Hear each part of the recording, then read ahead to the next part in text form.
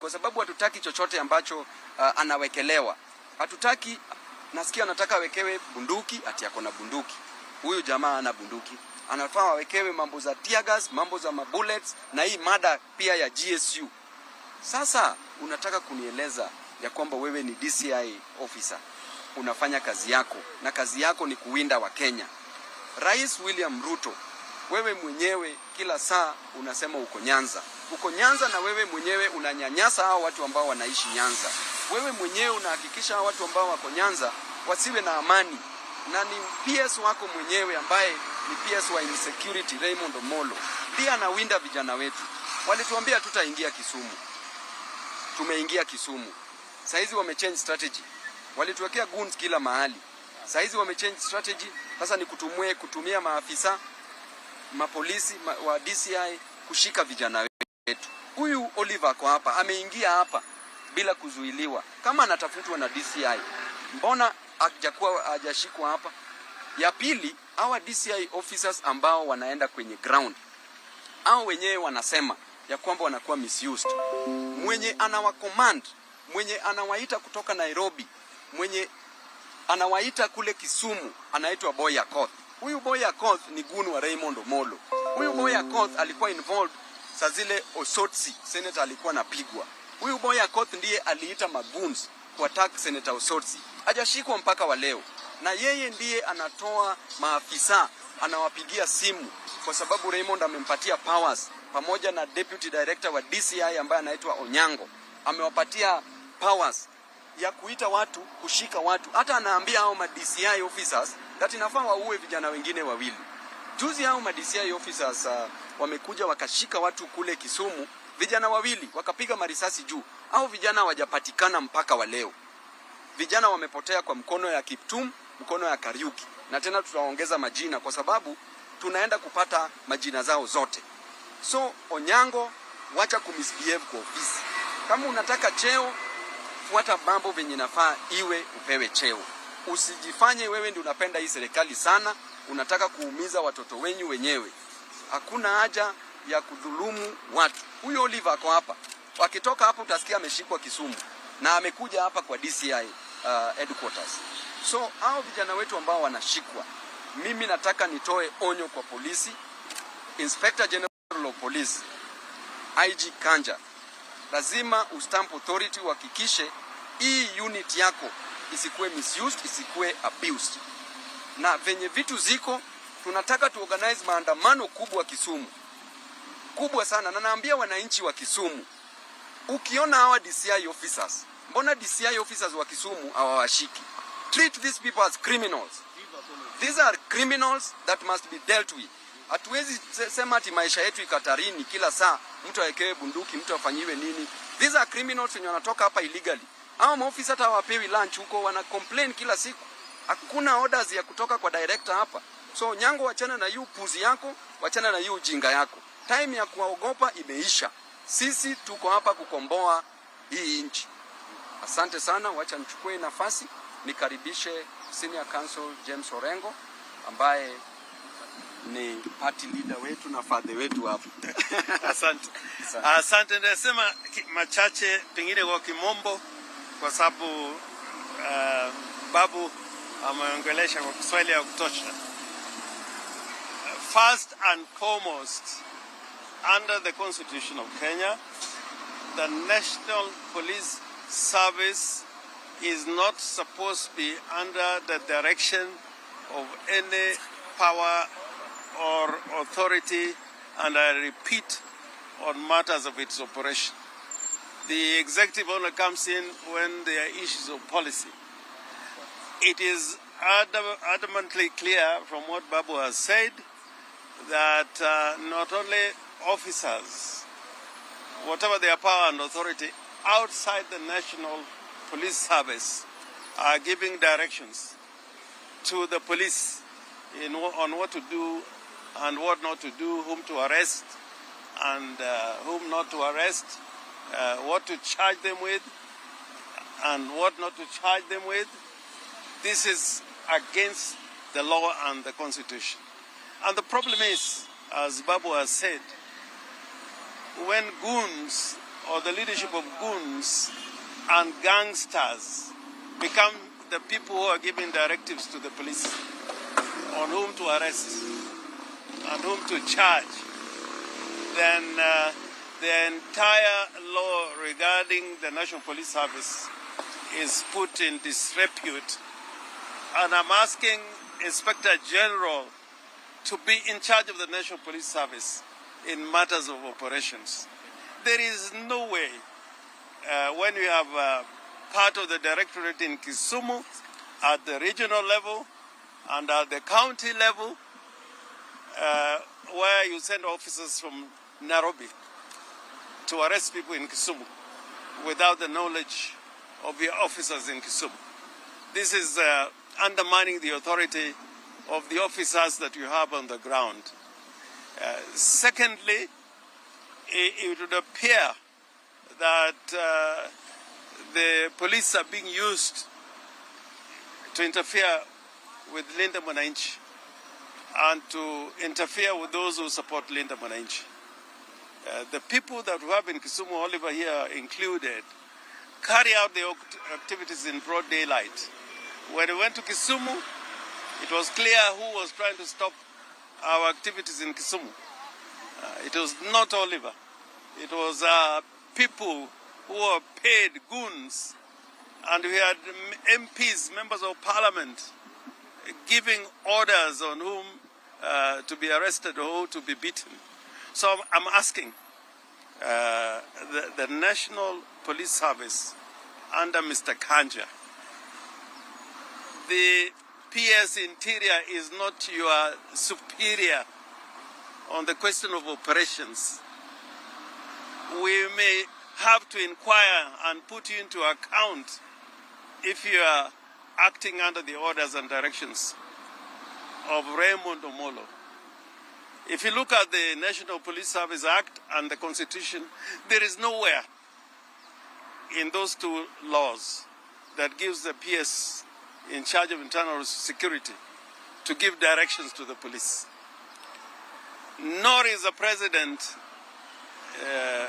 vested with powers to give directives to the police on matters of operation. I was telling Babu here that about 35 years ago, I was arrested by a senior officer in charge of CID at that time and kept in custody for a while. After that, after 3 years, that same officer came to me to represent him when he was arrested and charged with murder. Now, I want to tell Raymond Omolo and Onyango, and we are Luos like you, we are not in the business of protecting Luos who violate the law. There was another Luo who was very notorious called Opio, who used to work with a special branch, and under his hands a lot of people were killed, including his own clansmen.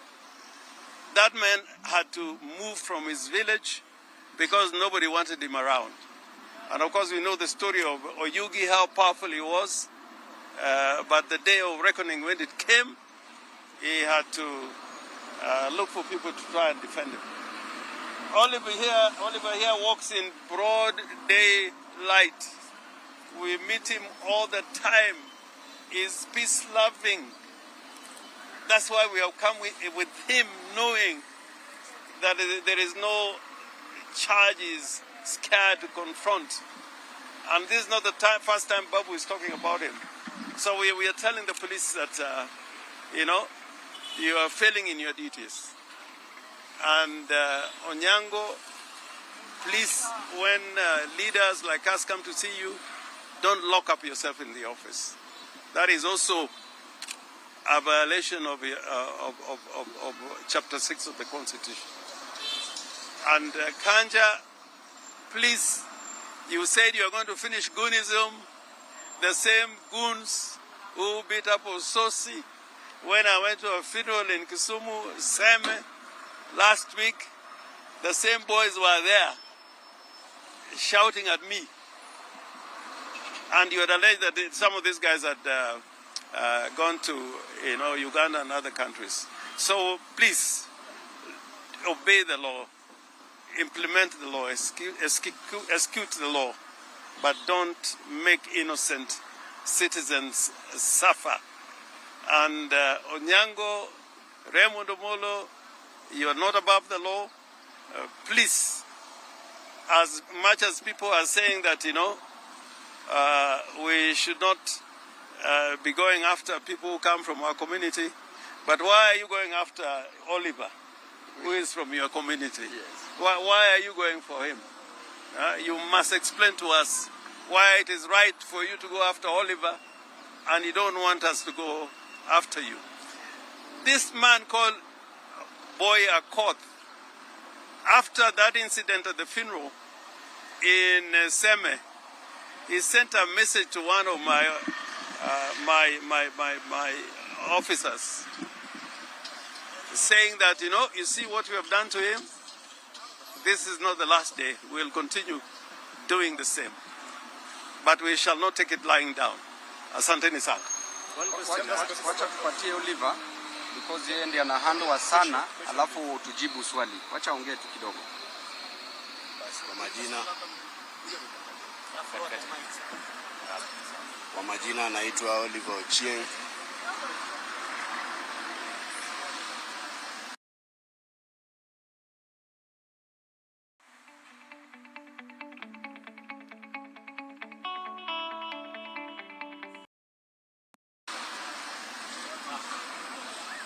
Kwa majina anaitwa Orengo Ochieng.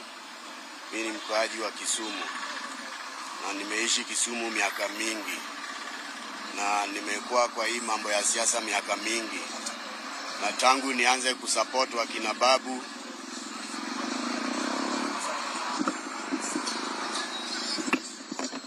kwa majina naitwa Orengo Ochieng.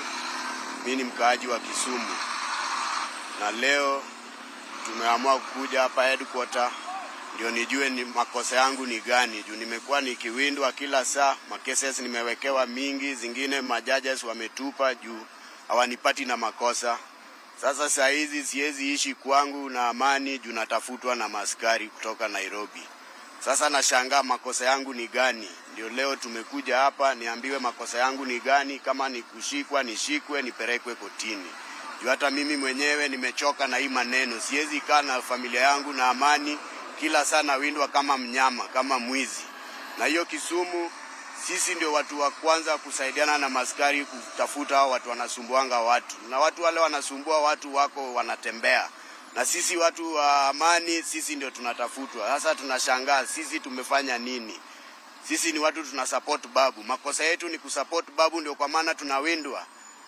Na tutakubali tuwindwe juu tunasupport mtu wetu. Babu ni mtu tumegrow na mta moja Nyalenda, na tuwezi wacha kumsupport juu tunanyanyaswa.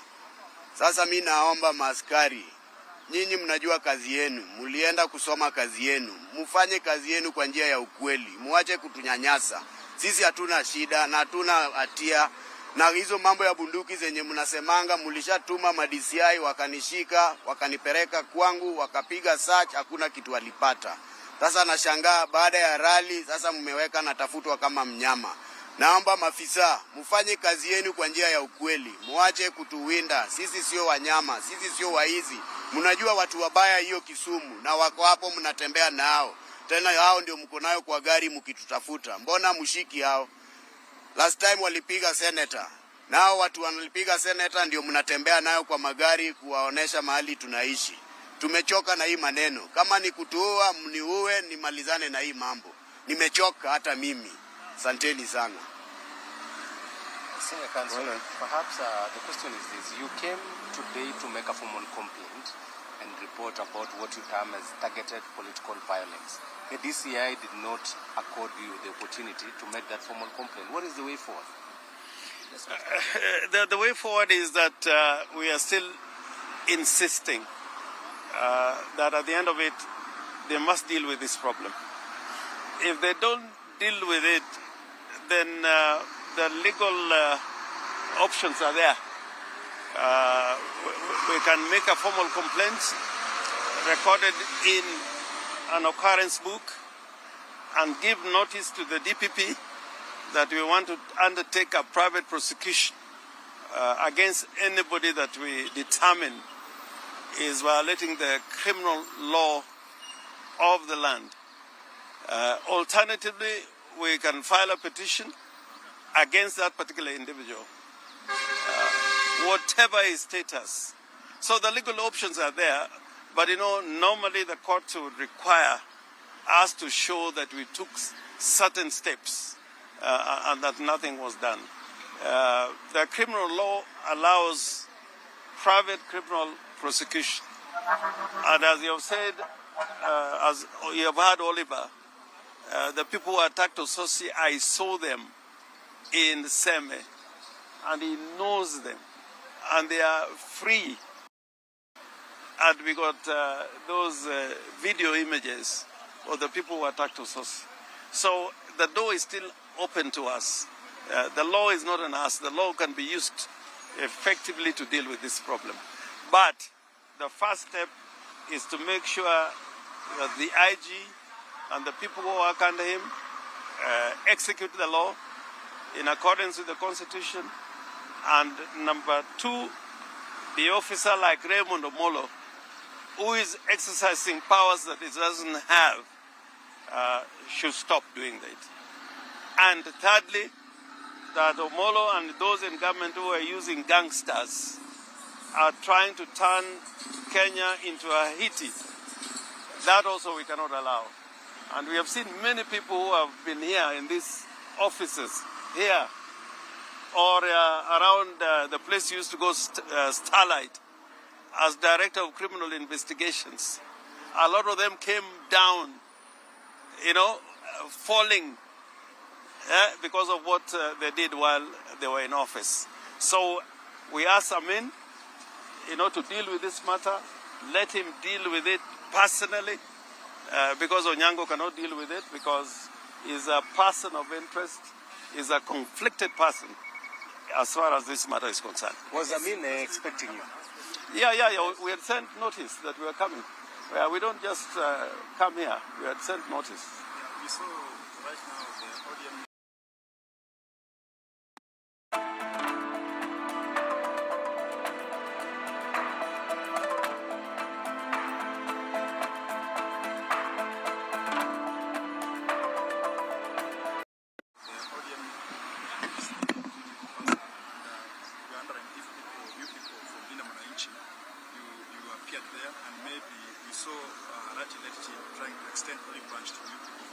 This is a different question. Yes, politics. Why don't we focus on this one? Because this is what you will pick. We want you to highlight this. Are you in agreement with Babu that if the police do not act, then you might be forced to organize protests? No, that I support. I support, and people in Kisumu will support it. They are tired also. In fact, I tell you, the turnout in Kisumu partly was because the people were so angry. The way Wakina Oliver were being treated.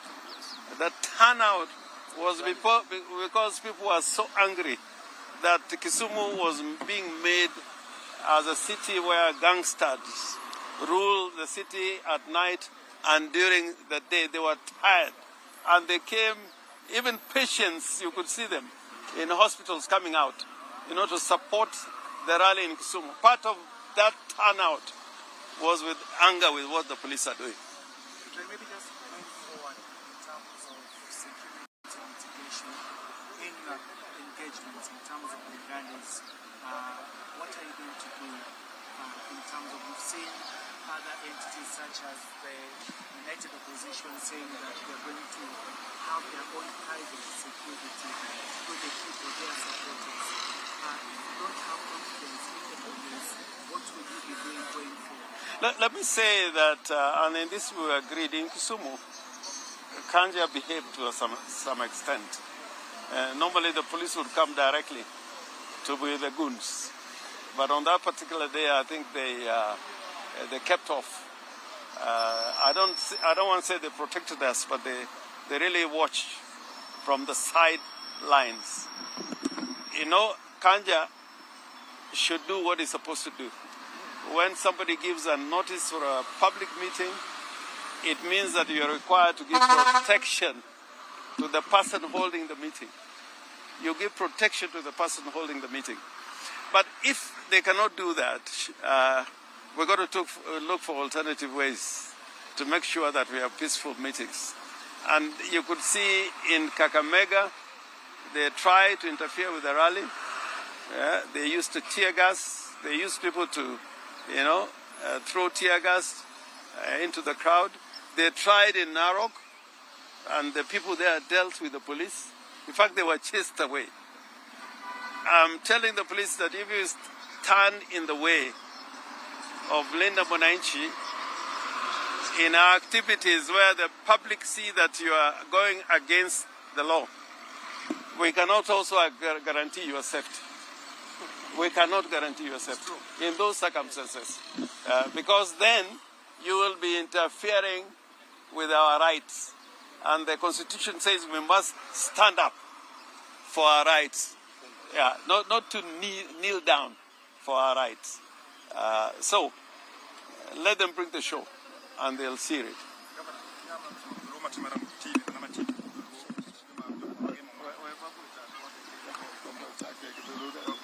What and why the same thing? Bor sana. Erokamano gimoda wacho ni kawuono wabire DCI headquarters ka to wabiro gi Oliver. Wakelo Oliver kae nikech nogol police ka jo DCI CID ogol gi mondo gidhi Kisumu mondo gimany Oliver mondo